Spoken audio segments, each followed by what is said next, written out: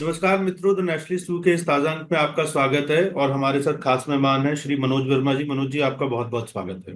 नमस्कार जी। मनोज जी वरिष्ठ पत्रकार हैं। देश के प्रमुख समाचार पत्र पत्रिकाओं में वरिष्ठ पदों पर उन्होंने कार्य किया है। और अभी भी उनके नियमित कॉलम भी छपते रहते हैं। ब्रॉडकास्टर भी हैं और पर्सपेक्टिव भी रखते हैं। और जो जमीन पर जो है फील्ड का जो में एक्सपीरियंस है वो भी उनका है। तो महाराष्ट्र चुनाव के बारे में हम बात करेंगे आज। और महाराष्ट्र चुनाव होने जा रहे हैं 20 नवंबर को। 288 विधानसभा सीटें हैं। 23 नवंबर को इसका परिणाम आएगा। सारी नजरें महाराष्ट्र के विधानसभा चुनावों पर हैं, क्योंकि इसके राष्ट्रीय राजनीति के लिए बहुत बड़े संकेत होंगे। तो इसमें मैं सबसे पहले मनोज जी आपसे ये जानना चाहूंगा कि अभी फिलहाल जो चुनाव चल रहा है, और क्या लग रहा है, क्या मुद्दे उभर के आ रहे हैं चुनाव।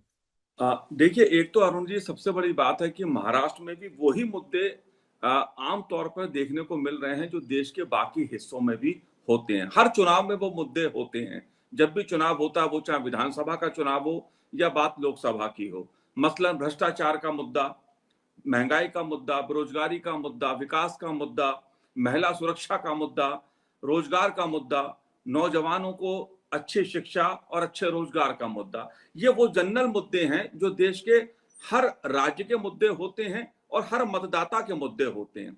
इनको मैं किसी पार्टी से नहीं बांधूंगा, क्योंकि हर पार्टी भ्रष्टाचार का विरोध करती है। ये बात अलग है कि भ्रष्टाचार का मुद्दा हमेशा परंपरागत रूप से चुनाव में रहता है। लेकिन अगर महाराष्ट्र की राजनीति को हम देखें तो महाराष्ट्र के अलग अलग क्षेत्रों में, क्योंकि महाराष्ट्र एक बड़ा राज्य है, 48 लोकसभा सीटों वाला और 200 करीब 288 सीटें जहां पर विधानसभा की हो, ऐसा बड़ा प्रांत महाराष्ट्र है। लिहाजा महाराष्ट्र के अलग अलग हिस्सों के हिसाब से अगर हम बात करें तो जैसे नॉर्थ महाराष्ट्र की बात की जाए, उसका मुद्दा अलग है वहां का। अगर दूसरे क्षेत्रों की बात की जाए, विदर्भ की बात की जाए, तो मुद्दा दूसरा है। अगर आप पश्चिमी महाराष्ट्र में जाएंगे तो मुद्दे दूसरे देखने को मिलेंगे। कोंकण रीजन में जाएंगे तो मुद्दे दूसरे होंगे। इसलिए मैं ये मानता हूं कि महाराष्ट्र की राजनीति में जो क्षेत्रीय मुद्दे हैं वो चुनाव को अधिक प्रभावित करते हैं। और उसके साथ साथ क्षेत्रीय मुद्दों के साथ साथ जो क्षेत्रीय राजनीतिक समीकरण हैं, जो सामाजिक समीकरण हैं, वो भी चुनाव को प्रभावित करते हैं। अलग अलग दल हैं। ये बात सही है कि महाराष्ट्र के इस बार के चुनाव में दो प्रमुख गठबंधन हैं। एक तरफ भारतीय जनता पार्टी के नेतृत्व वाला महायुति गठबंधन है, जिसमें शिवसेना, जिसके मुख्यमंत्री इस समय शिंदे जी हैं, और साथ में अजीत पवार का गुट जो एनसीपी है, वो बीजेपी के साथ मिलकर एक उसका गठबंधन है। दूसरी तरफ उद्धव ठाकरे का जो दल है शिवसेना, और कांग्रेस पार्टी और शरद पवार की एनसीपी, एक बड़ा गठबंधन है। साथ ही अगर बात की जाए तो कई छोटे छोटे दल भी चुनाव लड़ रहे हैं महाराष्ट्र की राजनीति में। मुद्दों की बात की जाए तो मुद्दों में जहां तक लाडली बहना की मैं बात करूं, लाडली लक्ष्मी योजना की बात की जाए, या जो महिलाओं से जुड़े मुद्दों की बात की जाए, जिसमें आर्थिक रूप से महिलाओं का सशक्तिकरण कैसे हो, भारतीय जनता पार्टी ने इसको मध्य प्रदेश में करके दिखाया है कि कैसे उसने महिलाओं की आर्थिक शक्ति को बढ़ाया है, आत्मनिर्भरता को बढ़ाया है। दीदी, अगर लखपति दीदी की बात की जाए, जो केंद्र सरकार की भी एक बड़ी योजना है, प्रधानमंत्री नरेंद्र मोदी जी जिसका अक्सर उल्लेख करते हैं कि उनकी सरकार का एक लक्ष्य रहा है कि देश की महिलाएं आत्मनिर्भर हों, उनका सशक्तिकरण हो। जाहिर सी बात है कि महिला सशक्तिकरण का मुद्दा महाराष्ट्र की राजनीति में एक बड़ा मुद्दा है। इसलिए दोनों ही गठबंधन ने महिलाओं को चुनाव के बाद कुछ ना कुछ देने का वायदा किया है।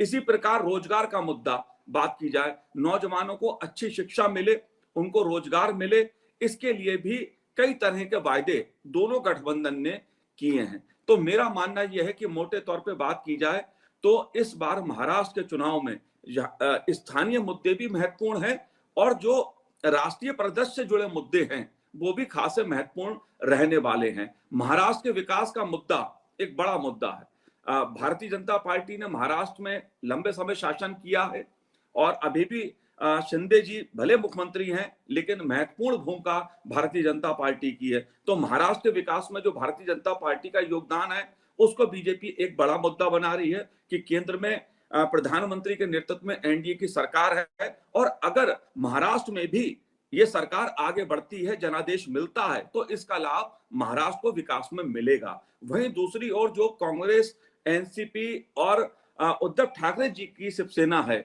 उसका भी विकास का एक मुद्दा है। दोनों ही गठबंधन की अलग अलग दृष्टि है।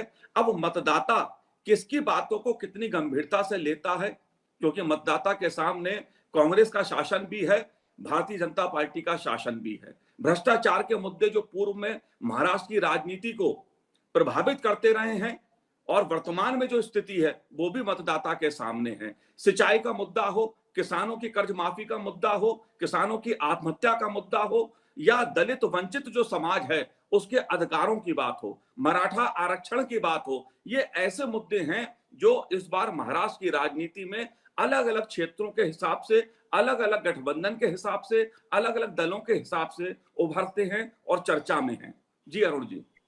मैं एक मुद्दा अभी हाल में उभरा है। मैं सबसे पहले, एक तो मैं पहले स्क्रीन शेयर करता हूं, लेकिन उससे पहले, जैसा मनोज जी आप जानते ही हैं कि जी ऑल इंडिया उलेमा काउंसिल, जो मुस्लिम उलेमाओं का एक अखिल भारतीय संगठन है, उसने एक पत्र लिखकर उसने वो पत्र लिखा विकास अघाड़ी को।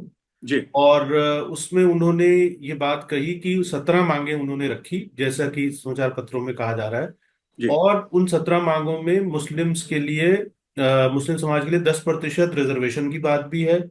और आरएसएस पर, जो है राष्ट्रीय स्वयंसेवक संघ पर, प्रतिबंध लगाने की बात भी है। उसके बाद अभी तक कोई उसका रिएक्शन महायुति की तरफ से उस तरीके से, जो महायुति ने तो रिएक्ट किया उसके ऊपर जी ये कहकर कि ये एक तुष्टीकरण की बात है।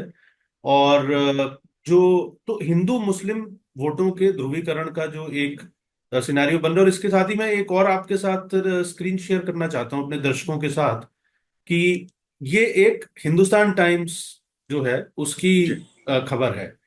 और Maharashtra polls over 180 NGOs work to enrol Muslim voters to increase awareness.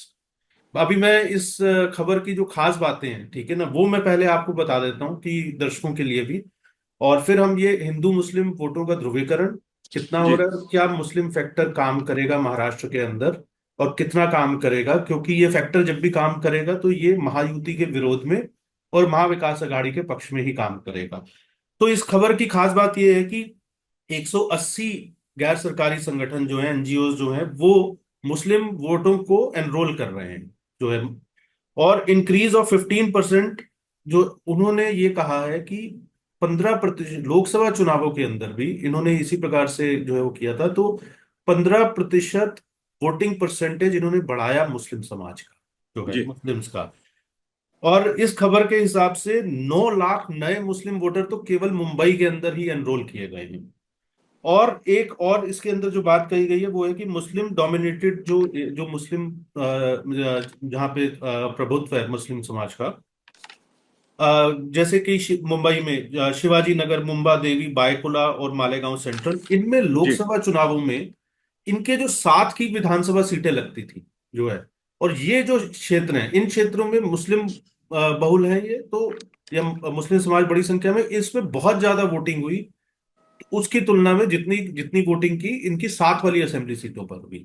और ये खबर ये भी बताती है कि इस बार भी वो, और ये इसमें साफ ये एनजीओज उनको बता रही हैं कि आपको जो है एक प्रकार से महाराष्ट्र विकास अघाड़ी के लिए वोट करना है, सेकुलर कैंडिडेट्स के लिए वोट करना है, सीए के बारे में वो उनको बता रही हैं। और इस प्रकार से वो मुस्लिम समाज को मोबिलाइज कर रही हैं। 180 एनजीओ और 200 से जी ज्यादा मीटिंग्स कर चुके हैं। तो एक तो हुई ये बात। दूसरा, मैं थोड़ा सा एक आंकड़ा आपके साथ शेयर करना चाहता हूँ कि कुल वैसे अलग अलग आंकड़े हैं, लेकिन 30 से 40 सीटें ऐसी हैं जिसपे कि मुस्लिम्स, आप कह सकते हैं कि 10% से लेके 40% के बीच में जी पॉपुलेशन।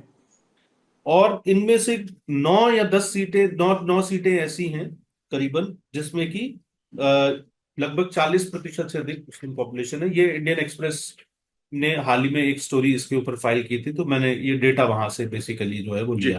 कोई दूसरी जगह पे 30 सीटें कही गई है, पर कमोबेश हम ये कह सकते हैं। और महाराष्ट्र में 2011 का अगर हम सेंसस देखें तो महाराष्ट्र में कुल मुस्लिम आबादी कुल आबादी जो है वो करीबन 11 करोड़ 24 लाख की थी, और उसमें से 1 करोड़ 30 लाख के आसपास मुस्लिम थे, यानी कुल मिलाकर 11.56% मुस्लिम हैं वहां पर, लगभग बारह जी। प्रतिशत के आसपास। और बटोगे तो कटोगे, ये उसको लेकर महायुति की तरफ से रिएक्शन हुआ। और ये जो मैंने खबर अपने दर्शकों के साथ जो है वो शेयर की, और आपके साथ भी शेयर की, तो क्या लगता है आपको कि ये हिंदू मुस्लिम वोटों का जो है एक वहां पर ध्रुवीकरण जो है वो वास्तव में जमीन पर हो रहा है? और हमें हरियाणा में भी उसका देखा, हमने पिछले एपिसोड में चर्चा भी की थी। तो ये एक आप क्या कैसे देखते हैं इस सारी चीज? देखिए, ये खबर काफी प्रमुखता के साथ अखबारों में आई है, और जिस तरह से जो मुस्लिम संगठन है और उन्होंने जिस तरह से एक मांग पत्र अपना महाविकास आघाड़ी के सामने, यानी कांग्रेस के सामने, शरद पवार के नेतृत्व वाली एनसीपी के सामने, उद्धव ठाकरे जी की शिवसेना के सामने जो ये मांग पत्र रखा है और उसमें जिस तरह की मांगे की गई हैं, मुझे लगता है कि वो भारतीय राजनीति के हिसाब से बेहद आपत्तिजनक मांगे, कि धर्म के आधार पर, मजहब के आधार पर राजनीति को बांटने की राजनीति जो मुस्लिम संगठन करने की कोशिश कर रहे हैं, दरअसल बटोगे तो कटोगे की जो राजनीति है उसका ये प्रमाण है कि मुस्लिम संगठन अगर मजहब के आधार पर नौकरियों के आरक्षण की मांग कर रहे हैं और इसके आधार पर वोटों के विभाजन की शर्त लगाते हैं, वोट देने की बात करते हैं, तो मुझे लगता है ये गंभीर मुद्दा है। उसमें कई और भी मांग की गई है। राष्ट्रीय स्वयंसेवक संघ पर बैन लगाने की मांग की गई है। मुझे समझ में नहीं आता कि मुस्लिम संगठन किस तरह से ये मांग कर सकते हैं। मुझे अच्छा लगता कि अगर मुस्लिम संगठन उन तत्वों पर मांग करते जो देश में अराजकता फैलाने की कोशिश करते हैं। केरल का एक संगठन है, उस पर मांग करें कि उसके खिलाफ कड़ी कार्रवाई की जाए। केंद्र सरकार ने सख्त एक्शन ले चुकी है वो, और वो उस संगठन की सक्रियता समय समय पर उभर के सामने आती है। अगर मुस्लिम संगठन राष्ट्रीय स्वयंसेवक संघ संगठन जैसे राष्ट्रभक्त समाज सेवी संगठन, सांस्कृतिक मुद्दों को उठाने वाले संगठन पर बैन लगाने की शर्त रख रहे हैं, और उस पे उद्धव ठाकरे जी की शिवसेना, कांग्रेस पार्टी और शरद पवार जी खामोश हैं या चुप्पी साधे रहते हैं, तो मुझे लगता है इस बात को महाराष्ट्र की जनता, महाराष्ट्र का मतदाता देख रहा है और समझ रहा है। और मैं ये मानता हूं कि अगर पिछले 3-4 दशकों की राजनीति को देखें आप, तो महाराष्ट्र ने कभी भी सांप्रदायिक राजनीति को पसंद नहीं किया है, चाहे वो दाऊद के जमाने की राजनीति हो या किसी और के जमाने की राजनीति हो। बाला साहब ठाकरे पहचान रहे हैं महाराष्ट्र की, और मैं समझता हूं कि चाहे शिंदे जी की शिवसेना हो या उद्धव ठाकरे जी की शिवसेना हो, यह मुद्दा बेहद गंभीर है कि आखिर महाराष्ट्र में जब चुनाव हो रहे हैं तो मुस्लिम संगठन ऐसे जो आपत्तिजनक मुद्दे हैं उनको दलों के सामने कैसे रख सकते हैं? क्या वोटों की सौदेबाजी मजहब के आधार पर होगी? सबसे बड़ा सवाल है आज महाराष्ट्र के सामने। और मैं समझता हूं तमाम मुद्दे अपने होते हैं, लोगों के, दलों के होते हैं मुद्दे, लेकिन इस तरह मजहब के आधार पर राजनीति करना और समाज को बांटना यह गंभीर मुद्दा है। और इस पे महाराष्ट्र का मतदाता, वो चाहे किसी भी वर्ग का हो, किसी भी समाज का हो, जो मुस्लिम पॉलिटिक्स महाराष्ट्र में खेलने की कोशिश की जा रही है, ध्रुवीकरण की मुसलमान संगठनों को द्वारा कोशिश की जा रही है, यह बेहद गंभीर है। और मुझे लगता है कि कांग्रेस पार्टी को, एनसीपी के शरद पवार जी को और उद्धव ठाकरे जी को इसकी निंदा करनी चाहिए आगे आकर। तो मनोज जी, मेरा अगला प्रश्न ये है कि दोनों ही जो गठबंधन है, महायुति और महाविकास अघाड़ी, दोनों में 3-3 पार्टियां हैं, और दोनों में आपस में कुछ थोड़ा बहुत जो है टकराव भी। खासकर मैं पहले महायुति की बात करता हूँ।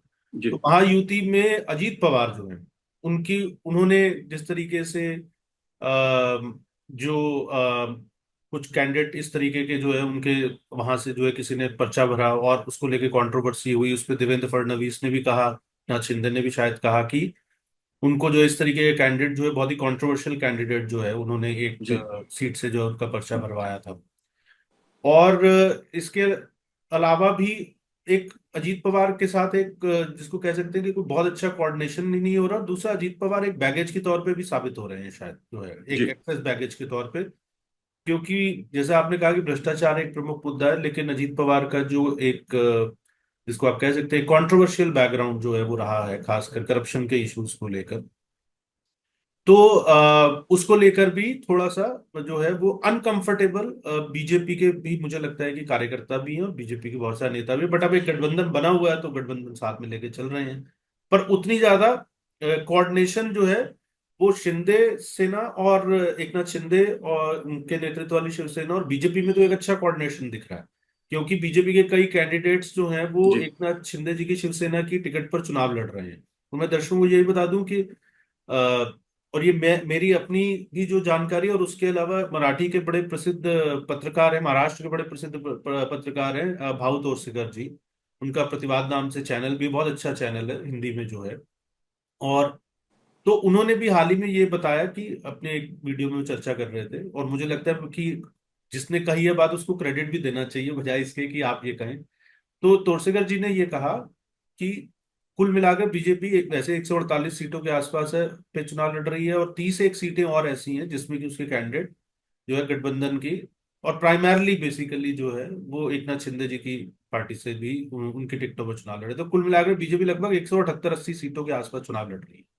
जी। आप विकास अघाड़ी में जो रंबलिंग्स हैं जो है पूरी, और उसमें तो ये कहा जा रहा है कि उद्धव ठाकरे काफी नाराज हैं क्योंकि उन शिवसेना को इतनी ज्यादा सीटें नहीं मिली, कांग्रेस ज्यादा सीटें लेके लड़ रही है। तो कोऑर्डिनेशन उनके वहां पे भी ऐसा लग रहा है कि नहीं, और बागी दोनों ही जगह पे खड़े हुए हैं, हालांकि कुछ बागी बिठाए हुए गए। तो ये जो इंटरनल टसल है जो है दोनों पार्टियों की, दोनों गठबंधनों के बीच की, इसका आपको क्या लगता है कि चुनाव परिणामों के ऊपर क्या इम्पैक्ट पड़ने वाला है? किसको ज्यादा नुकसान होगा, किसको कम नुकसान होगा? नुकसान तो दोनों को ही होना है जो है, लेकिन हाँ कौन डैमेज को कंट्रोल कर पा रहा है, कौन नहीं जी। कर पा रहा है? हाँ देखिए अरुण जी, जहां तक बात अगर दोनों गठबंधनों में असंतोष की जाए, वो जाहिर तौर पर इस बात को लेकर भी है क्योंकि महाराष्ट्र की राजनीति अपने आप में परिवारों की राजनीति में उलझी हुई है।